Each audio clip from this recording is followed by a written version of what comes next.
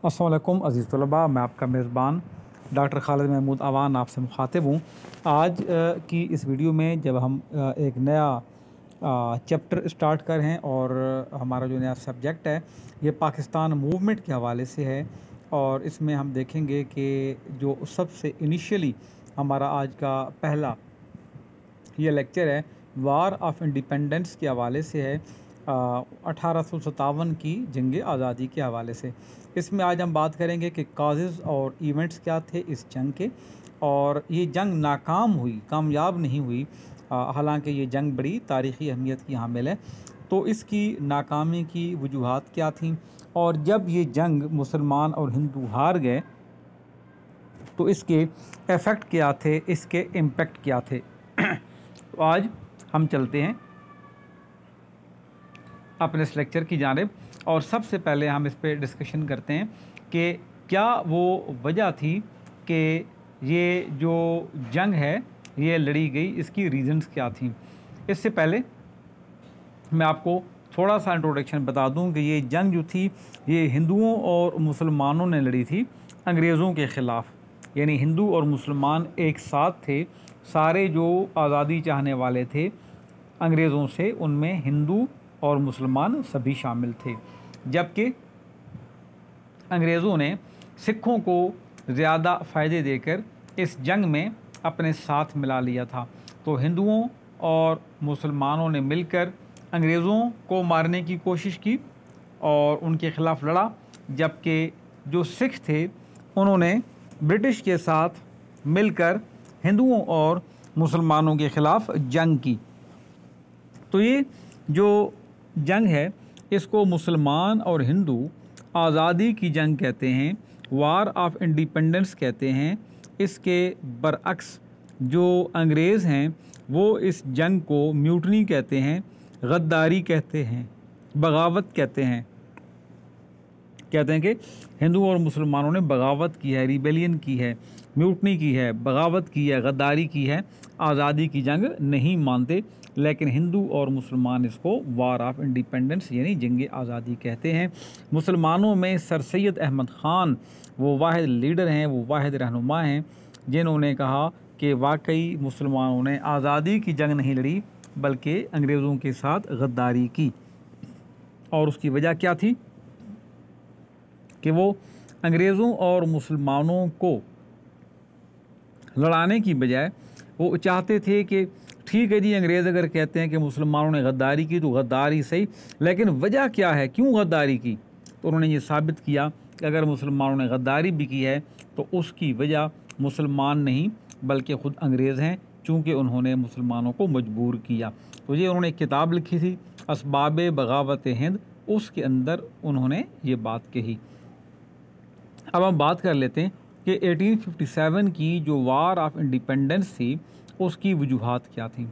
सबसे जो पहली वजह थी वो थी कि जितने भी हिंदुस्तानी थे वो मुतमईन नहीं थे।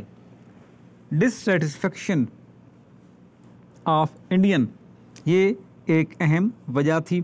और मुसलमान और हिंदू ये क्यों सेटिस्फाई नहीं थे, ये भी एक सवाल है। और उसकी वजह क्या थी कि जो हिंदुस्तान के लोग थे वो बेसिकली नाखुश थे ब्रिटिश पॉलिसीज़ से। यानी जो बरतानवी लोग थे, जो बरतानवी अफसरान थे, उनकी जो पॉलिसियाँ थी अंग्रेज़ों की, उनसे वो खुश नहीं थे। और उनकी पॉलिसियाँ क्या थीं? उनकी पॉलिसियाँ ये थीं कि जो एडमिनिस्ट्रेशन थी, जो इंतज़ामिया थी अंग्रेज़ों की, वो कोई सूटेबल नहीं थी यहाँ के मकामी लोगों के लिए। और यहाँ के जो हमारे लोग फ़ौज में भर्ती हो रहे थे उनके लिए ये पॉलिसियाँ मुनासिब नहीं थी, उनकी एडमिनिस्ट्रेशन अच्छी नहीं थी। ये जो ब्रिटिश थे उन्होंने हिंदुस्तान में जो बहुत सारे इलाके थे उनका कंट्रोल करना शुरू कर लिया।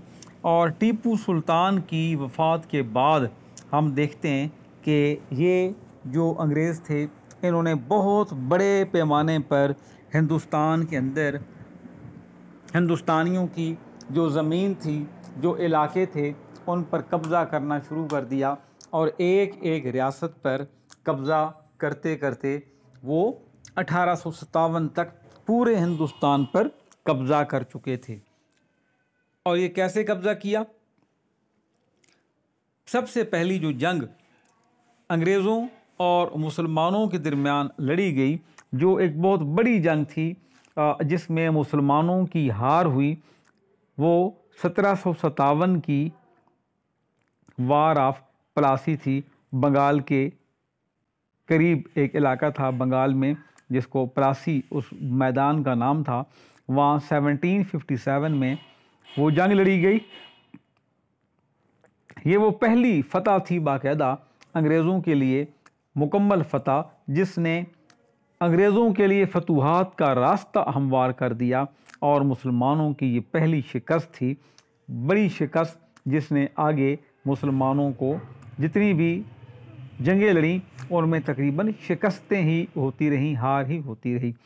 तो ये जो ब्रिटिश थे, 1857 तक उन लोगों ने बहुत सारे इलाकों में कंट्रोल हासिल कर लिया था। और इसके अलावा हम देखते हैं कि जो मुसलमान थे, उनको ज़िंदगी के हर शोबा में, हर फील्ड में उनको बेसरो सामान कर दिया गया, उनको तबाह कर दिया गया। और जो अंग्रेज़ थे, उनकी जो पॉलिसियाँ थीं, वो दो अहम चीज़ों पर मुश्तमिल थीं। पहली उनकी पॉलिसी ये थी कि ज़्यादा से ज़्यादा ज़मीनों पर कब्ज़ा किया जाए, जो उनकी सरहदें हैं, जो उनकी बाउंड्रीज़ हैं जोग्राफियाई, उनमें इजाफ़ा किया जाए, ज़्यादा इलाकों को अपने कंट्रोल में रखा जाए। और दूसरा, जो मुसलमान हैं उनको कुचल दिया जाए। ये उनकी पॉलिसियाँ थीं। तो ये जो मुग़ल थे, वो अपनी आखिरी सांसें बेचारे ले रहे थे, और जो हिंदुस्तानी थे वो सारे उनका इस्तेसाल किया जा रहा था। ये ईस्ट इंडिया कंपनी थी जो इन सब का इस्तेसाल कर रही थी। असल में ईस्ट इंडिया कंपनी हिंदुस्तान में तिजारत के लिए आई थी, लेकिन उसने एक एक करके सारे हिंदुस्तान पर कब्ज़ा कर लिया। 1857 में एक दिल्ली बाकी था, और दिल्ली का जो हुक्मरान था बहादुर शाह ज़फ़र, वो आखिरी बादशाह था।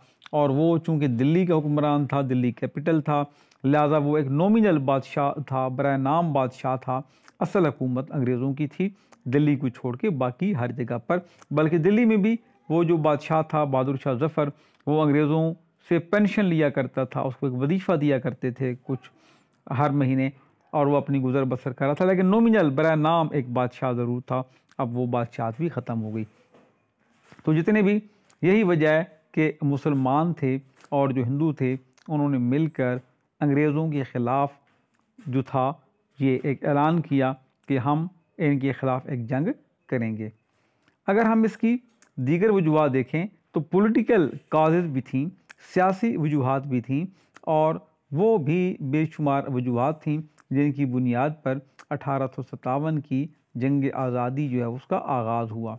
असल में लॉर्ड डलहौज़ी एक अंग्रेज़ अफसर था, जिसने हिंदुस्तान के अंदर दो पॉलिसियाँ मुतारिफ़ कराईं। एक तो उन्होंने डॉक्ट्राइन ऑफ लैप्स मुतारिफ़ कराया 1852 में। उनका ये डॉक्ट्राइन ऑफ लैप्स का मतलब ये था कि अगर कोई बादशाह किसी रियासत का फौत हो जाता है, मर जाता है, कत्ल हो जाता है, और उसकी अपनी कोई औलाद ना हो, तो उसका जो मुंह बोला बेटा होगा वो कभी भी बादशाह नहीं बनेगा। इससे पहले हिंदुस्तान के अंदर एक रस्म थी, एक रवायत थी मुसलमानों के अंदर, अगर कोई बादशाह अपना बेटा उसका ना होता, ज़ाती औलाद ना होती, हकीकी औलाद ना होती, तो जो उसका ग़ुलाम होता, ये जो उसका लेपालक बेटा होता, ये जो उसका मुंह बोला बेटा होता, वो रियासत का सरबराह बनता था। अंग्रेज़ों ने कहा कि ऐसा नहीं होगा। तो मुसलमानों के लिए बड़ा एक ख़दशा था। तो ये बरतानिया के लोगों की ऐसी पॉलिसी थी कि जिससे जो हिंदुस्तान के मुसलमान थे वो बड़े मुतनफ़िर हुए। इसी तरह हम देखते हैं कि 1847 में एक राजा था, ठीक है, राजा ऑफ सतरापा कहलाता था वो, और वो प्रताप सिंह उसका नाम था। वो फौत हुआ तो उसका अपना जो था कोई बेटा नहीं था, और उसका जो मुंह बोला बेटा था उसको मानने से, हुक्मरान मानने से अंग्रेज़ों ने इनकार कर दिया। तो ये इसी तरह हम देखते हैं कि जो उनकी पॉलिसीज़ थी, अवध एक रियासत थी और वहाँ पे बहुत सारे जो लोग थे उनको बेरोज़गार किया गया। असल में वहाँ पर भी जो अवध का राजा था वो अंग्रेज़ों का वफ़ादार था, जो वहाँ का हुक्मरान था अंग्रेज़ों का वफ़ादार था, उनका कठपुतली था, उनकी बातें मानता था, और अंग्रेज़ों ने उसको भी आराम से हटा दिया कि भाई अब तुम फारिग हो, कल से तुमने हुकूमत जो कल तक कर ली वो कर ली, अब आज से आपकी हुकूमत ख़त्म हो गई। और वहाँ बड़े तादाद में जो लोग थे वो फ़ौजी थे और 80,000 के करीब वो मिलिट्री के सिपाही थे। उन तमाम लोगों को वहाँ से फारिग कर दिया अंग्रेज़ों ने अपनी फ़ौज से, और सारे लोग बेचारे जितने भी थे वो बेरोज़गार हो गए। तो अब हम ये देखते हैं इतने बड़े पैमाने पर जब ये मसाइल हुए तो ये बेचारे लोग थे, ये गरीब, इनके जो घर वाले थे वो किसान थे, किसानों की ज़मीनों पर टैक्सेस लगा दिए गए, ज़्यादा से ज़्यादा टैक्स लगा दिए गए, और वो जो किसान थे वो बेचारे बुरी हालत का शिकार हुए। यही वजह थी कि सारे लोग कंपनी की पॉलिसियों के ख़िलाफ़ थे, और ये जो ख़ानदान थे ज़मींदारों के, ये भी अंग्रेज़ों के ख़िलाफ़ हो गए। इसके अलावा एक और अगर हम बात करें इस हवाले से, तो एक बिल पेश किया था इन्होंने, लॉर्ड डलहौज़ी ने, और वो बिल क्या था कि हिंदुओं के अंदर जो बेवा होती थी वो एक्चुअली शादी नहीं कर सकती थी, यानी हिंदू मज़हब के अंदर भी और सोसाइटी के अंदर भी लॉर्ड डलहौज़ी ने ये मुदाखलत की।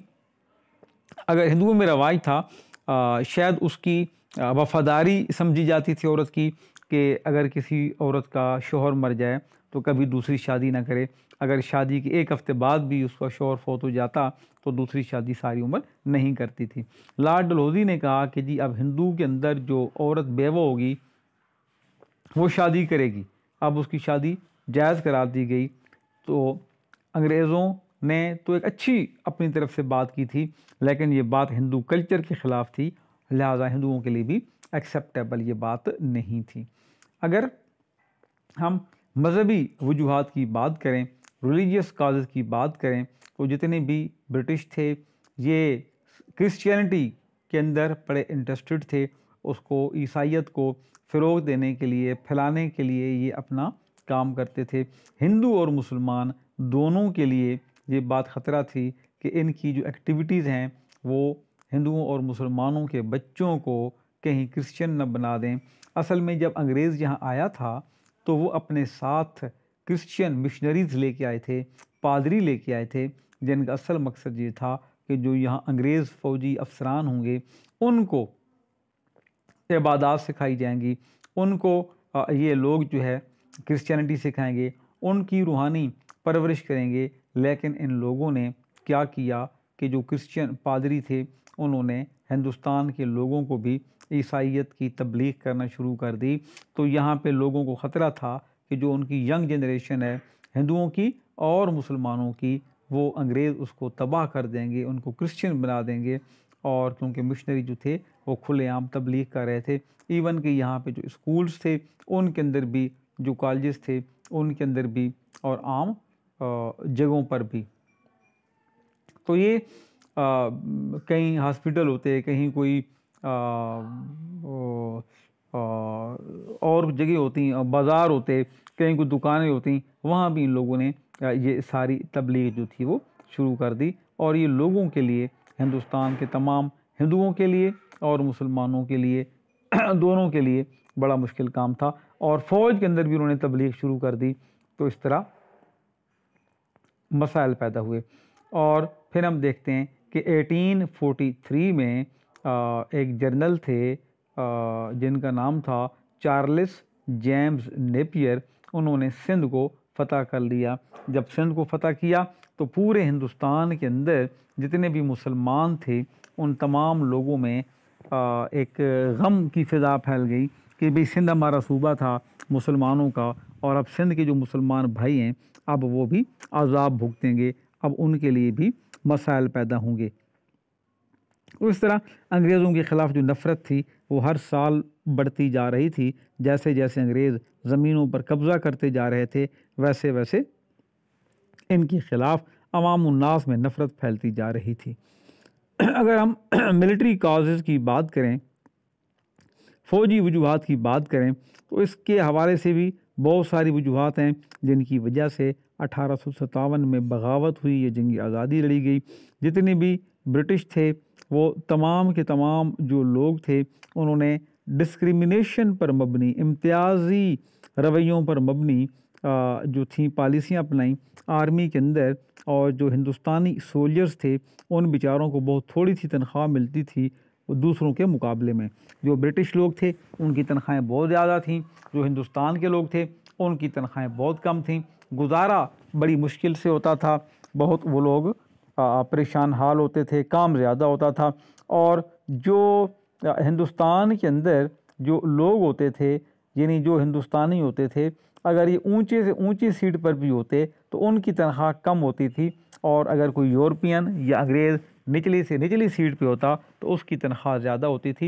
यानी अंग्रेज़ों के लिए अलहदा तनख्वाह का म्यार था और हिंदुस्तानियों के लिए अलहदा म्यार था। इसके अलावा यहाँ अगर किसी फ़ौजी से कोई छोटी सी गलती हो जाती तो हिंदुस्तानी लोगों की बेइज्जती की जाती, उन्हें सख्त से सख्त सज़ाएँ दी जाती, उनकी सेल्फ़ रिस्पेक्ट ख़त्म कर दी जाती। और उसके मुकाबले में अगर कोई यूरोपियन या अंग्रेज़ इस तरह की हरकत करता, को उससे बड़ी से बड़ी भी गलती हो जाती तो उसे नज़रअंदाज कर दिया जाता और उसकी इंसल्ट तक ना की जाती। तो ये जो वायलेशन था आर्मी के अंदर असूलों की बुनियाद पर कि जी एक शख्स के लिए और कानून, दूसरे के लिए और कानून, तो ये बड़ा अलमिया था हिंदुस्तान के तमाम लोगों के लिए, चाहे वो हिंदू थे चाहे वो मुसलमान थे। तो ये एक बड़ा प्रॉब्लम था जिसकी वजह से अंग्रेज़ों के ख़िलाफ़ नफ़रत पैदा होती गई। इसके अलावा कुछ ऐसी पॉलिसियाँ थीं, मिसाल के तौर पर हुकूमत ने एक नई राइफ़ल, एक नई बंदूक मुतारिफ़ कराई। उस बंदूक में जो गोलियां डलती थीं, जो कारतूस डलते थे या कार्ट्रिज डलते थे, उनको मुंह में चबा कर उनकी सील को ओपन करके फिर बंदूक में डाला जाना था।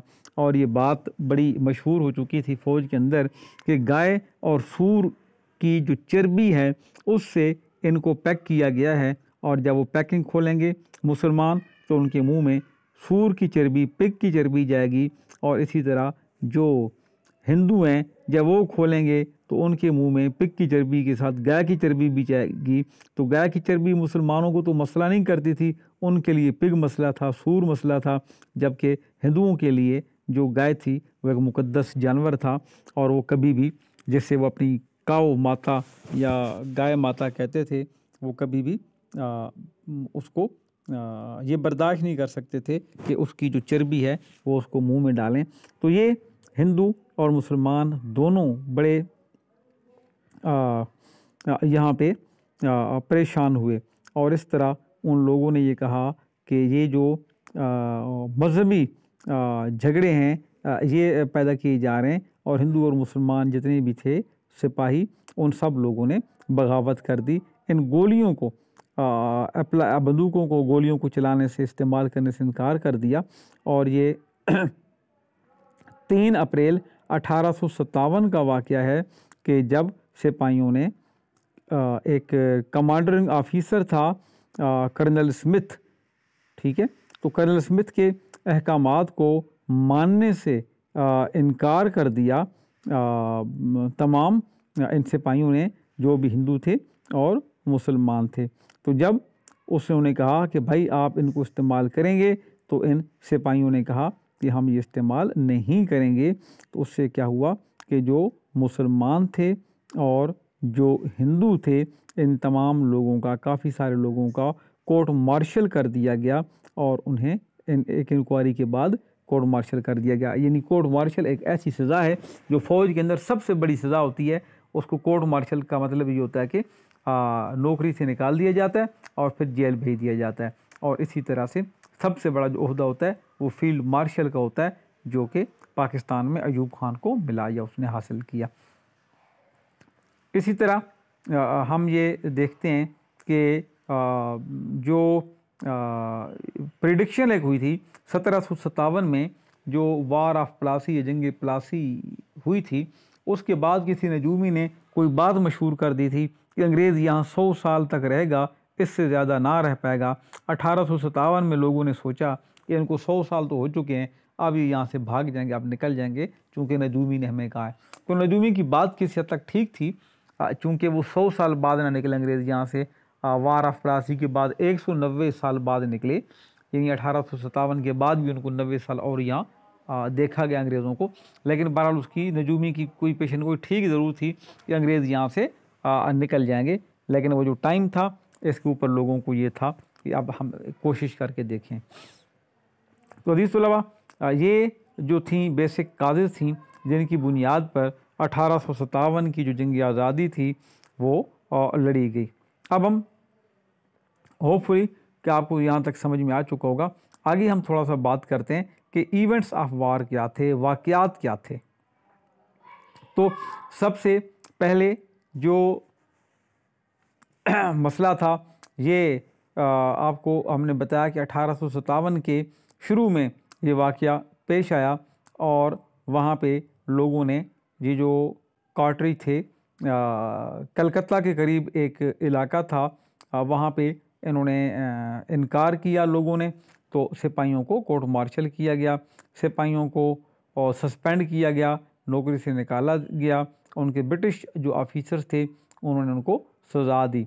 और इस तरह क्या हुआ कि ये जो सिचुएशन थी ये उस वक्त तो कंट्रोल कर दी गई, लेकिन जब ये बात बाकी जगहों पे फैली तो, और इसी टाइम पे ये एक साथ ही पूरे हिंदुस्तान में राइफ़ल के जो कारतूस से मुतारिफ़ कराया गया।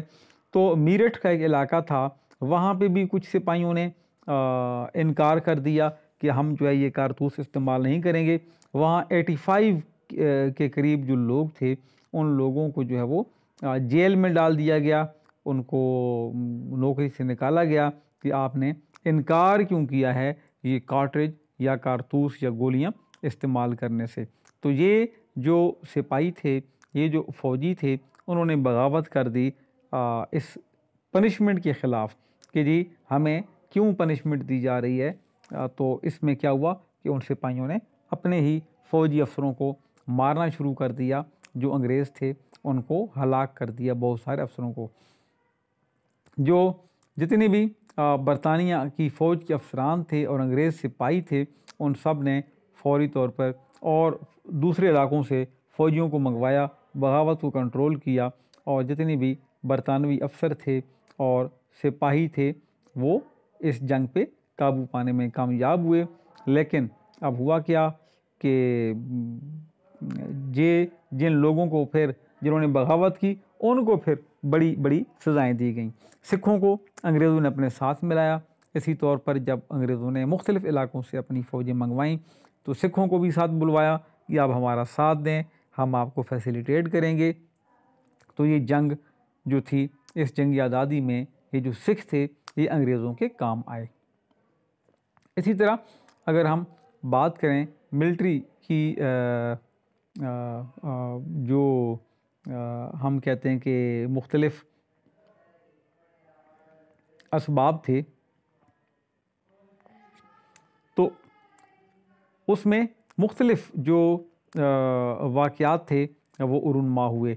तो उसकी बुनियादी वजह वो बगावत थी फ़ौज की। और इसी तरह से हम देखते हैं कि दिल्ली के अंदर जो लोग थे, जो फ्रीडम फाइटर्स थे, जो आज़ादी के मुजाहिदीन थे, हिंदू और मुसलमान, उन्होंने ब्रिटिश आर्मी के ख़िलाफ़ बगावत की और उन्होंने क्या किया कि बहादुर शाह ज़फ़र जो है उसको अपना बादशाह तस्वुर कर लिया कि ये हमारा बादशाह है, ये हमारा रहनुमा है। तो मुसलमानों के पास कोई जेन्युइन रहनुमा नहीं था, हिंदुओं के पास कोई लीडर नहीं था। एक और सिपाही था, मंगल पांडे उसका नाम था, उसने बड़ी जो सी अंग्रेज़ अफसरों की इंसल्ट की थी और हुक्म मानने से इनकार कर दिया था और उसको भी उन्होंने फांसी पर लटका दिया था। तो एक हीरो बन गया था इस वार का। लेकिन बहुत सारे जो लोग थे वो ये काम नहीं कर सकते थे, जंग लड़ना मुश्किल था, इनके पास असलहा नहीं था, इनके पास साजो सामान नहीं था। आगे हम फेलियर की जब बात करेंगे तो उसमें डिस्कस करते हैं। तो वहाँ पे जो एक जनरल था हुडसन उसका नाम था, ब्रिटिश ऑफिसर था, उसने फायर मारे, रॉयल फैमिली के अंदर आया, वो शाही महल के अंदर आया और उसने बहादुर शाह ज़फ़र को गिरफ़्तार करवा लिया और जो उनका ब्रिटिश का कमांडर था आर्मी का, और उसने फायर खोला। बहादुर शाह ज़फ़र के जो बादशाह था, हिंदुस्तान का शहनशाह था, उसके 2 बेटों को और एक पोते को फायर मार के हलाक कर दिया। फिर उसने उनकी गर्दनें काटी, सर को तन से जुदा किया और बहादुर शाह ज़फ़र के सामने रखा कि ये लो एंजॉय करो, देखो अपने बच्चों को। तो बहादुर शाह ज़फ़र बेचारा ऑलरेडी अरेस्टेड था, वो आंसू बहाने के अलावा कुछ कर नहीं सकता था। ये वही बादशाह था जिसने हिंदुस्तान पर अब तक हुकूमत की और अब वो अपने बच्चों को बरतानिया के अफसरान के जुल्म से न बचा सका और उसे भी काला पानी भेज दिया गया था। समुंदर के एक जजीरा था मखसूस बर्मा के करीब, वहाँ अंग्रेज़ भेज देते थे जहाँ से कोई वापस नहीं आ सकता था, वहाँ उनको जलावतन करके कैद करके सजा दी जाती थी। इसी तरह हिंदुस्तान के अंदर एक इलाका था, झांसी का एक इलाका था, एक रियासत थी, तो वहाँ की रानी थी जिसका नाम लक्ष्मी बाई था, इसको झांसी वाली रानी कहते हैं। उसने आज़ादी की जंग में खुद आगे बढ़कर अंग्रेज़ अफसरों का मुकाबला किया, बहुत सारे अंग्रेज़ों को मारा और फिर ख़ुद भी वो इस जंग में हलाक हो गई। तो ये जो जंग थी इसमें हम ये देखते हैं कि बहुत सारे जो लोग थे वो मारे गए, लेकिन बहुत सारे लोगों ने अंग्रेज़ों को भी मारा। तो ये बड़ी एक हाई पैमाने की बगावत थी, कोई छोटी बगावत नहीं थी। और जो सिपाही सस्पेंड किए गए थे, नौकरी से निकाले गए थे, अंग्रेज़ों ने चुन चुन के उन सबको हलाक किया, उनको फांसियाँ दी, उनको फायर मारे, जैसे भी था उनकी जान के दुश्मन बन गए। अगर हम फेलियर की बात करें, नाकामी की बात करें कि कौन सी रीज़न थी कि जिसकी वजह से ये जंग नाकाम हुई, तो उसमें 4-5 अहम वजूहात हैं अज़ीज़ तलबा। वजह क्या थी कि जो इंडिया के सिपाही थे, हिंदुस्तानी सिपाही थे, ये बड़ी बहादुरी से लड़े और अंग्रेज़ों के ख़िलाफ़ इन्होंने जंग आज़ादी में बड़े वलवले और जोश से हिस्सा लिया। जो बरतानिया के अफसरान थे, जो इनके मालिक थे, अपने आकाओं के ख़िलाफ़ इन्होंने जंग लड़ी और इस जंग में नाकाम हुए ये लोग। तो उसकी वजूहात क्या थी, उनमें से हम देखते हैं। सबसे पहली वजह ये थी कि जो वार ऑफ इंडिपेंडेंस थी या जो आज़ादी की जंग थी, ये हिंदुस्तान में फ़ौरन शुरू हो गई। इसकी कोई पहले से प्लानिंग नहीं थी, कोई कहा नहीं गया था, बस वो जैसे ही कारतूसों वाला वाक़या हुआ, झगड़ा हुआ, मुँहमारी हुई और लड़ाई शुरू हुई और ये फैलती ही चली गई।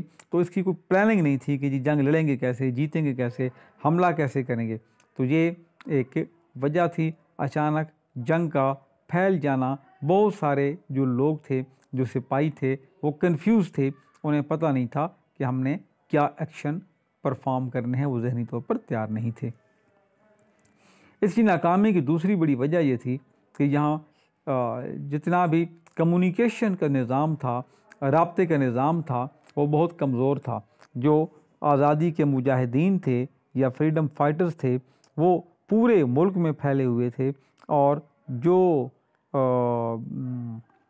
जंग थी वो भी पूरे मुल्क में चल रही थी। कोई वो एक दूसरे को कामयाबियां नहीं जान सकते थे कि कहाँ पे कौन कामयाब हो रहा है, कहाँ पे कौन नाकाम है, कहाँ लोगों की ज़रूरत है कि वो एक दूसरे को पहुँचाते। इसके मुकाबले में जो अंग्रेज़ थे वो बड़े फुली इक्विप्ड थे, वो मुकम्मल तौर पर लैस थे, अपने इन कम्युनिकेशन स्किल थे, और जब उनको ज़रूरत पड़ती किसी जगह पर कि हम हारने वाले हैं तो वहाँ और फौजी बुलवा लिए जाते। तो उनके पास सारा सामान था। मुसलमानों और हिंदुओं के पास ऐसा कुछ नहीं था। इसके अलावा हम ये देखते हैं कि तीसरी जो अहम वजह है, ये जो जंग थी ये मुख्तलिफ़ वक्तों में लड़ी गई, मुख्तलिफ़ इलाक़ों में लड़ी गई। ये कोई एक मैदान होता, सारे लोग इकट्ठे होते, जंग का पता चलता, जहाँ बगावत होती अंग्रेज़ उनको दबा देते, दूसरे शहर में बगावत होती वहाँ भी दबा देते। तो ये सारे लोग इकट्ठे नहीं थे आपस में, क्योंकि इनकी प्लानिंग नहीं थी। चौथा जो बड़ा हम कहते हैं कि इसकी रीज़न थी जंग हारने की, ये जितने भी सिपाही थे इन्होंने पार्टिसिपेट किया, उन्होंने बड़ी मेहनत से इस जंग में हिस्सा लिया। लेकिन इस जंग में हिस्सा तो लिया, लेकिन उनके मुकाबले में जो अंग्रेज़ थे वो ज़्यादा ताकतवर थे, उनके पास असला ज़्यादा था, उनके पास फुल बंदूकें थीं। तो ज़ाहिर है कि जो असला अंग्रेज़ों के पास था वो हिंदुस्तान के मुसलमान बेचारे और हिंदू डंडे, लाठियाँ और कुल्हाड़ियाँ लेकर लड़ने जब आए और अंग्रेज़ अफसरों से बंदूकें छीन के जब उन्होंने लड़ना शुरू किया तो इतना उनके पास असला नहीं था। पाँचवीं बड़ी वजह ये थी कि जितनी भी ये जो हम देखते हैं कि बगावत थी ये शुरू हुई कुछ सिपाहियों से और फिर देखते ही देखते फैल गई। उनका कोई जेन्युइन लीडर नहीं था, उनका कोई असल लीडर नहीं था। उन लोगों ने क्या किया कि जंग लड़ना कोई इतना आसान काम नहीं होता, और जितने भी सोल्जर्स थे उन्होंने बहादुर शाह ज़फ़र को अपना एक लीडर, जंग आज़ादी का रहनुमा या लीडर या अपना जो शहनशाह है वो अनाउंस कर दिया कि ये हमारी आज़ादी की जंग का रहनुमा है, ये हमारा सुप्रीम कमांडर है। बहादुर शाह ज़फ़र बेचारा ख़ुद अंग्रेज़ों की पेंशन पे गुजारा कर रहा था, उसके पास तो कुछ था ही नहीं, अपनी रियासत के अंदर भी वो बेचारा एक तरह का मज़लूम बंदा था, तो उसके पास कुछ नहीं था, वो तो सिर्फ शायरी सुना सकता था। उसने कुछ लोगों को कहा, हिंदुस्तान के ज़मींदारों को, कि भाई मुझे कर्ज़ा दें ताकि मैं मुजाहिदीन को जंग दूं, कुछ पैसे दें, कुछ फ़ंड दें। तो उन्होंने, जो यहाँ के ज़मींदार थे, उन्होंने बहादुर शाह ज़फ़र को पैसे देने से इनकार कर दिया। अपनी जागीरें उनको अजीज़ थीं, उन्होंने मुसलमानों की मदद करने से इनकार कर दिया। ख़ुद मुसलमान जागीरदारों ने और सिपाही ये लड़ते गए, और बहादुर शाह ज़फ़र बेचारा शायरी सुनाता रहा। लेकिन जंग जो है वो असला के ज़ोर पर जीती जा सकती है, कभी भी वो पोएटिक आइडिया से, ये शायरी की बुनियाद पर जंगें नहीं जीती जाती। ये कोई मोहब्बत नहीं थी कि जी आप किसी को शेर सुनाएं और दूसरा जो आपका महबूब है वो आपके ऊपर राज़ी हो जाए और आपके ऊपर जान निछावर कर दे कि इसने मेरे लिए शायरी की, बल्कि ये जंग थी। तो जंग के अंदर भी शायरी काम आती है, लेकिन जब असला भी हो तो उनका जोश दिलाते के काम आ सकती है, लेकिन असला होना भी ज़रूरी है। जो छठा और आखिरी अहम पॉइंट था कि जो लोग थे का नाकामी की वजह मुआशी हालात थे बड़े ख़राब। जो बहादुर शाह ज़फ़र था वो ख़ुद भी, उसके पास कुछ नहीं था। हिंदुस्तान के जो मुसलमान थे, जो हिंदू थे, उनकी भी मुआशी हालत इतनी अच्छी नहीं थी। जो हमारे ज़मींदार थे, छोटे ज़मींदार, उनके ऊपर टैक्स इतने लगे हुए थे। जो बड़े ज़मींदार थे वो अपनी पैसे बचाना चाहते थे, और इस तरह हिंदुस्तान जो था वो अंग्रेज़ों के ख़िलाफ़ कामयाबी हासिल ना कर सका। उसका नुकसान क्या हुआ या उसके इफ़ेक्ट्स क्या हुए आज़ादी की जंग में, जब हम बात करते हैं कि क्या इफ़ेक्ट थे, क्या असरात थे आज़ादी की जो जंग है हारने के बाद क्या हुआ। तो हिंदुस्तान के जो मुसलमान थे इन्होंने पूरी कोशिश की हिंदुओं के साथ मिलकर कि अपनी जो मईशत है उसको बेहतर बनाएं, और जो ब्रिटिश थे उन्होंने भी जो था वो मुग़ल थे उन रूलर्स को तबाह कर दिया, और बुरी तरह जो मुसलमान थे ये अपने मकासद में नाकाम हुए जो मुसलमान चाहते थे, और वो जो जंग थी वो मुसलमान हार गए। अब उसके बाद मुसलमानों को नतीजा भुगतना था। हिंदुओं ने कहा जी कि हमें तो मुसलमानों ने वरगलाया था, हम तो भोले भाले थे, हमारी गलती नहीं है। अंग्रेज़ भी यही चाहते थे कि ये हिंदुओं को अपने साथ मिला लिया जाए ताकि वो मुसलमानों को कंट्रोल करें। अंग्रेज़ों को ये एहसास था कि हुकूमत मुसलमानों से छीनी गई है, वो रेजिस्ट करेंगे, वो ज़्यादा हमें तंग करेंगे। हिंदुओं से हमने हुकूमत नहीं छीनी, तो वो पहले भी ग़ुलाम थे, अभी भी ग़ुलामी की ज़िंदगी बर्दाश्त करेंगे। तो उन्होंने मुसलमानों से चुन चुन कर बदला लेने की कोशिश की, और जो ब्रिटिश थे वो बहुत नाराज़ थे और बहुत गुस्से में थे, और उन्होंने कहा कि जी जितने भी मुसलमान हैं, जो मुजाहिदीन हैं, वो सारे आ जाएँ। हर जगह चुन चुन के मुजाहिदीन को तलाश किया गया, हिंदुस्तान के मुसलमानों को ख़ास तौर पर, और हज़ारों मासूम मुसलमान जो उसमें नहीं भी थे, सिर्फ शक की बुनियाद पर, उनको भी ब्रिटिश ने गोलियां मार दी, कहीं कहीं ज़बह कर दिया, कहीं फांसी लगा दी। इसके अलावा जो इंग्लिश राइटर्स हैं, उन्होंने ये कहा कि जी इसके बारे में लिखना शुरू किया कि जो मुसलमान हैं ये बड़े